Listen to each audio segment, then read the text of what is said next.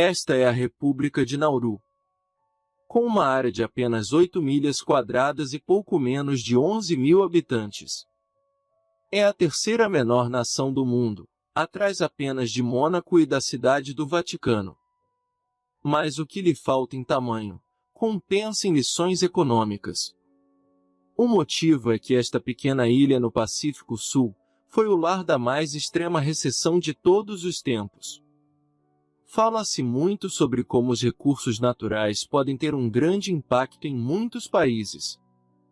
Economicamente, pense na imensa riqueza de petróleo desfrutada por muitos dos estados do Golfo Pérsico. Mas quando não é administrada corretamente, gera um caos. Riqueza de recursos naturais, às vezes pode fazer mais mal do que bem a longo prazo, o que leva a um momento desastroso. No que diz respeito à maldição dos recursos naturais, esta pequena nação insular do Pacífico é talvez o melhor estudo de casos que podem dar errado. O país passou de trapos para riquezas, apenas para voltar a algo pior do que começou antes de atingi-la. Rica, a lição de Nauru é aquela que todos os economistas podem aprender, porque é um dos raros momentos na história em que fomos capazes de explorar claramente os mecanismos econômicos que impulsionam esses altos e baixos. Então, como Nauru se tornou o país mais rico do mundo? Quais erros eles cometeram? Como os levou a desperdiçar sua economia em crescimento? E, finalmente, como esse pequeno país realmente acabou piorando a longo prazo? Nauru foi descoberto pela primeira vez pelos europeus em 1789, quando um navio britânico passou por um pedaço de terra coberta por um planalto central verde, com palmeiras e emoldurado por praias de areia branca. As ilhas e a beleza natural levou os britânicos a chamá-la de Pleasant Ireland, que significa agradável Irlanda. Algumas décadas depois, o primeiro estado é estabelecido em Nauru, que tem apenas 1/3 do tamanho de Manhattan. Inicialmente, pensava-se que os recursos da ilha eram apenas cocos e porcos, até que um geólogo britânico descobriu fosfato de alta qualidade, mas em palavras simples, o país não conseguiu petróleo. Em vez de petróleo, os cientistas encontraram cocô de pássaro seco, e esse era o tesouro, que era de alguma forma mais valiosa porque poderia ser usada principalmente em fertilizantes, mas também em cosméticos e ração animal.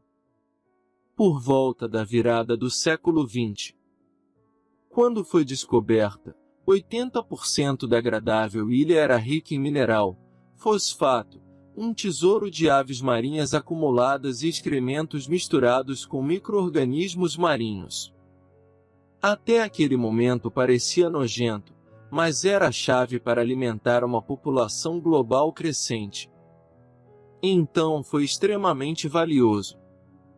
Os direitos de mineração foram rapidamente vendidos para a Alemanha, que era a colonizadora de Nauru na época, e nos anos seguintes.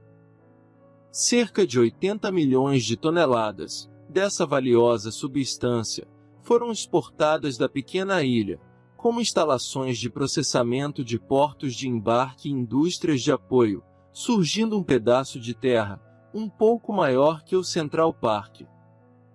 Ficando a Alemanha ocupada, lutando na Primeira Guerra Mundial. A Austrália aproveita a oportunidade e toma Nauru para si. A essa altura, havia apenas se tornado um local de mineração offshore. O fosfato foi visto principalmente como uma taxa subsidiada que os australianos chamam de taxas de mates para fazendeiros na Austrália. A ilha realmente era incomum. Infelizmente, a essa altura, décadas de mineração já haviam destruído grande parte da paisagem natural de Nauru. O lado superior da ilha foi descrito na National Geographic como uma extensão de terra medonha, uma queda e tanto. O declínio da agradável ilha. A partir daqui, fica ainda pior durante a Segunda Guerra Mundial. O Japão invadiu a ilha e espalhou o terror em Nauru. Inclusive, levou habitantes para campos e afogamentos em massa. Apenas no final da Segunda Guerra Mundial, 600 nauruanos sobreviveram. Assim que a guerra acabou, o Japão se rendeu. A ilha foi mais uma vez devolvida aos australianos, e sua exploração dos tesouros fedorentos da ilha continuou. A ilha foi mais uma vez devolvida aos australianos, e a exploração das ilhas. Tesouros fedorentos continuaram nos anos entre 1945 e 1968. As atividades de mineração de fosfato atingiram novos recordes. Quando os asiáticos nauruanos finalmente alcançaram sua independência, ninguém mais os forçava a se importar com o fosfato. Mas a essa altura, toda a sua economia já girava em torno da exportação deste recurso natural. Nauru independente havia perdido 1/3 de suas ilhas para as minas, e os habitantes viviam para comer. Todas as economias são limitadas pelos fatores de produção, terra, trabalho e capital. Era apenas, no caso de Nauru, que essas limitações eram extremas. Esta ilha tem uma população minúscula. Não havia nada de interessante, além de cavar pedras fedorentas do chão, do tamanho de sua nação. E estava isolada.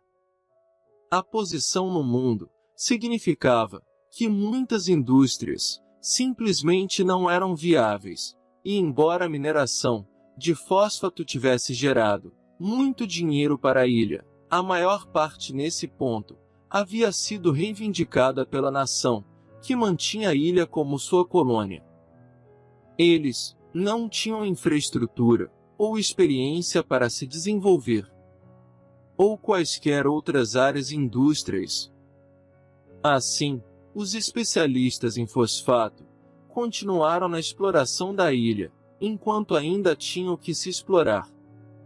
Eles realmente não tinham como fazer qualquer outra coisa competitivamente.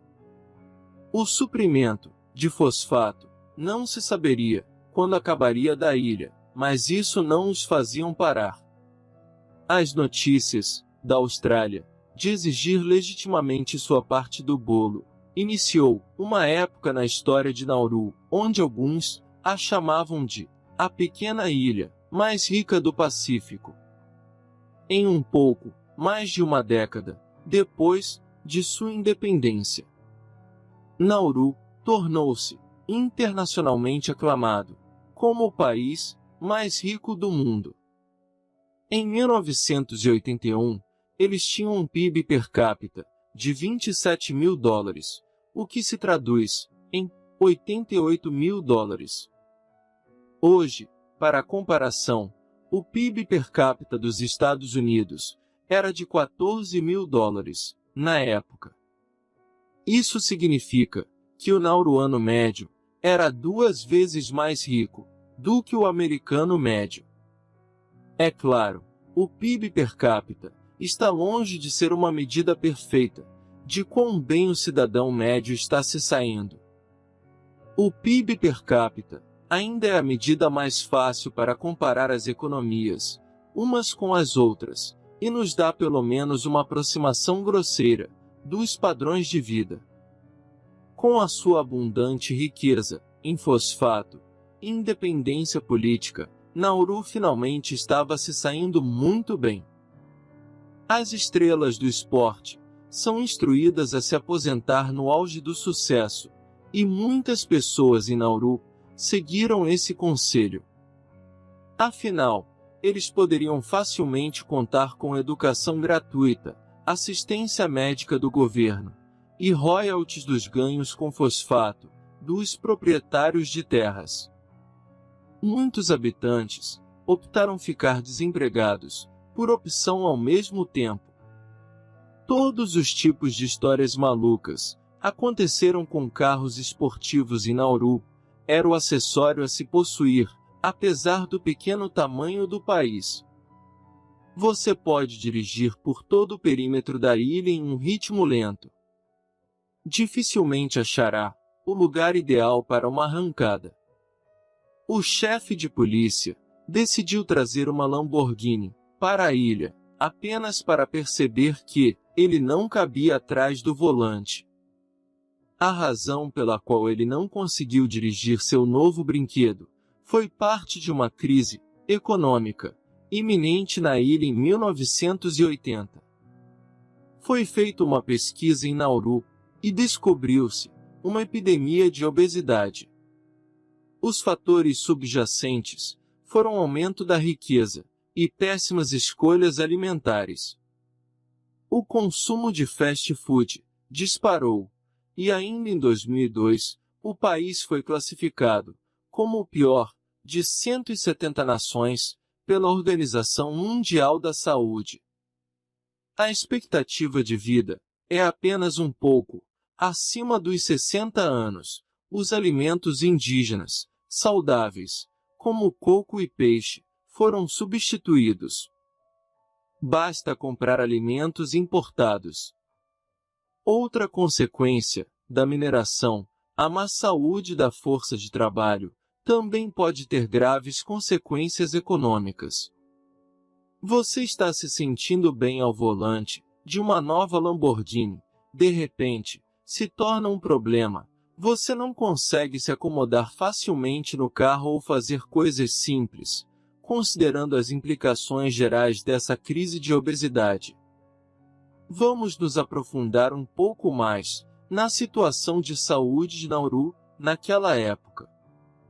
E agora, a maioria das refeições consistem em macarrão instantâneo, arroz branco, qualquer coisa em lata. Refrigerantes e bebedeira também são comuns. M. McLennan, antropóloga da Universidade de Oxford, comentou sobre a obesidade. É sorte encontrar um vegetal por semana. Curiosamente, os Yan de Nauru são bastante educados e conscientes dos riscos associados à má nutrição e obesidade. Não faltam programas escolares que defendam uma nutrição adequada. A mineração de fosfato destruiu o ambiente natural em tal extensão que a indústria agrícola tornou-se quase inexistente. Mas a crise econômica, após o fim do fosfato, significou que a maioria dos nauruanos só podiam comprar alimentos processados baratos durante os dias coloniais. O povo nauruano recebia apenas uma pequena fração da riqueza gerada pela mineração de fosfato. Mesmo com esse pano de fundo, foi a necessidade econômica que os levou a continuar minerando após a independência, ao invés da ganância. Ter que importar todos os bens, incluindo comida e água, não é um modo de vida sustentável. Como toda a atenção foi para a mineração de fosfato, ninguém se preocupou em perder tempo com manufatura ou agricultura. A terra foi realmente explorada. De qualquer forma, todo o solo superficial foi removido para atividades de mineração. Este é apenas um caso clássico de doença holandesa, mas levado a um grau extremo, devido aos recursos limitados da economia. Uma estratégia para evitar a doença holandesa é a diversificação da economia. Essa abordagem pode ser vista entre as nações do Oriente Médio, que tentam diversificar ativamente suas economias. O sucesso ainda é uma questão séria, mas pelo menos eles estão tentando. A aventura não era novidade para os líderes do país, e eles tentaram se aventurar em diferentes indústrias. Uma das indústrias foi o banco offshore, resultando em licenças para cerca de 400 bancos estrangeiros. No início da década de 1990, essas agências estreitas e bancárias foram inicialmente um grande sucesso, e a estratégia por trás desse sucesso era, digamos, duvidosa. Os clientes da Best não precisavam visitar a ilha para abrir uma conta bancária com a chamada cidadania econômica. Podia facilmente obtê-la. Foi um passaporte, pelo qual o país se tornou um paraíso de dinheiro, lavagem e evasão fiscal. O governo ganhou milhões com taxas, mas não foi a solução para consertar a economia de Narrows, depois de esgotar todo o seu tesouro de fosfato. Em 2005, parou, e o negócio bancário offshore começou a exigir uma presença física para obter uma licença bancária. Isso não foi devido a uma mudança de opinião, mas sim, devido à imensa pressão internacional. Os Estados Unidos, mesmo categorizando Nauru como um estado desonesto, sob a Lei Patriota de 2001. Agora, outra maneira de lidar com a doença holandesa é adotar a abordagem norueguesa, que é a criação de um fundo soberano, projetado para investir a riqueza dos recursos naturais, de uma forma que gere dividendos para as próximas gerações. Muitos ganhos com o fosfato tinha sido Brodmann por um tempo, enquanto seu tesoureiro diminuiria, mas esta é uma ótima ideia que, infelizmente, não foi implementada. Bem, todos os investimentos arriscados e a velha fraude fizeram o país perder muitos de seus investimentos, levando Nauru à beira da falência. Nem mesmo a descoberta de depósitos secundários de fosfato e o subsequente segundo fosfato Hash mudou a circunstância iminente. O país quebrou. Até o Banco Central faliu. Seus ativos imobiliários no exterior foram tomados, e seus aviões foram interrompidos. Assim, a Planes Nauru lançou uma companhia aérea nacional na década de 1970. Houve, no entanto, mais um tempo glorioso para garantir o bem-estar financeiro. Nauru se tornou infame, um dos maiores desastres da história do teatro londrino. Nauru viveu uma mentira. O musical, Um Retrato do Amor, retratava um triângulo amoroso fictício entre Da Vinci, Mona Lisa e um soldado. Desnecessário dizer que o musical se tornou um grande fracasso em uma época em que Nauru não podia arcar com nenhum tipo de perda financeira em 2001. Eles estavam completamente sem fosfato, e seus investimentos estrangeiros, quase todos acabaram em fracasso. A essa altura, o país estava completamente em colapso e teve um PIB avícola de 32 milhões de dólares, ajustado pela inflação. O desemprego disparou para 90% e o sistema escolar, em sua maioria, entrou em colapso. Apenas um lembrete: estamos falando do país mais rico do mundo, anos antes. Infelizmente, este é apenas o começo de um dos capítulos mais sombrios.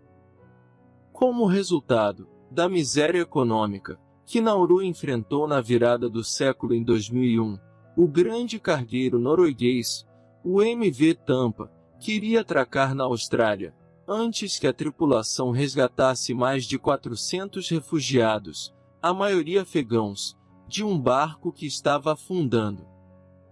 A Austrália recusou o MV de entrar nas águas australianas, e, em vez disso, encontrou a chamada Solução do Pacífico e o campo de detenção offshore em Nauru.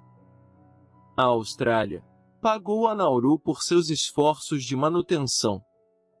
Imigrantes longe de suas costas, também criou empregos para a ilha e levou a algumas situações bizarras. Nauru ainda não estava em posição de dispensar milhões de dólares em troca da corporation. O Estado cliente estava muito entrelaçado com seu grande vizinho para recusar a nova proposta. Até mesmo a feroz hostilidade de muitos Nauru era dos Ians. Nauru não alterou esta política no passado. Por 2 décadas, a Austrália empregou os serviços de detenção de Nauru. Diz, liga e desliga. Continuam abrigando imigrantes até hoje, isso, junto com a ajuda estrangeira, principalmente da Austrália, manteve a economia da ilha à tona. James Anjamia era o antigo ministro de Nauru. A Igreja Congregacional nasceu em 1911 e praticamente viu de tudo. Até o musical, Angel Mia, lamentou para um repórter do New York Times, dizendo: "Eu gostaria que nunca tivéssemos descoberto aquele fosfato. É o que eu gostaria em Nauru."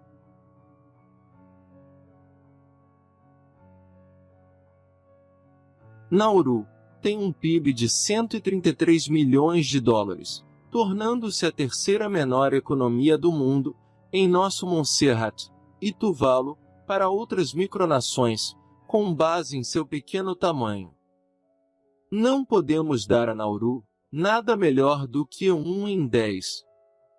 Esse PIB a mais está espalhado pela pequena população de pouco mais de 10 mil cidadãos. Essencialmente, em 2021, eles tinham um PIB per capita de 12 mil dólares, colocando-o quase exatamente em linha com a média global. Obtém uma estabilidade de 5 em 10, e a confiança foi impactada negativamente pelo histórico ruim manuseio do país. Dada essa história, só podemos dar a Nauru um crescimento de 3 em 10, e é talvez a métrica mais interessante. O crescimento foi obviamente muito forte nas décadas de 1970 e 80, pois suas exportações de fosfato permitiram que eles se tornassem o país mais rico do mundo. Mas depois de esgotar o fosfato na década de 1990, seu PIB caiu mais de 90%. No entanto, a economia tem apresentado forte crescimento, crescendo desde então a uma taxa média anualizada de 7% ao ano. O crescimento foi quase inteiramente impulsionado pelos centros de detenção e ajuda externa. No entanto, 7% ao ano é incrivelmente impressionante, não importa as circunstâncias. Portanto, Nauru obtém uma pontuação de 9 em 10. E, finalmente, a indústria hoje, Nauru, é a principal indústria terceirizada de centros de detenção de refugiados. Enquanto isso, continua sendo uma fonte lucrativa de receita para o país. Não é construir algo tecnológico que é necessário para criar indústrias mais avançadas no futuro. Se este fluxo de receita singular for cada vez mais seco, Nauru obterá 2 de 10 pontos, todos juntos. Isso dá uma pontuação média estreita de 4 em 10, o que o coloca aqui no quadro de líderes nacional, explicado pelo nosso canal Legado Econômico. Nauru ainda precisa amadurecer muito e tentar mudar seu quadro político para melhor. Quem sabe, de alguma forma eles consigam voltar perto do antigo patamar. Se você gostou deste vídeo e quer mais, deixe seu comentário, sugestão, compartilhe e dê um like. Também, se quiser apoiar o canal, o Pix está na descrição. Obrigado e até a próxima!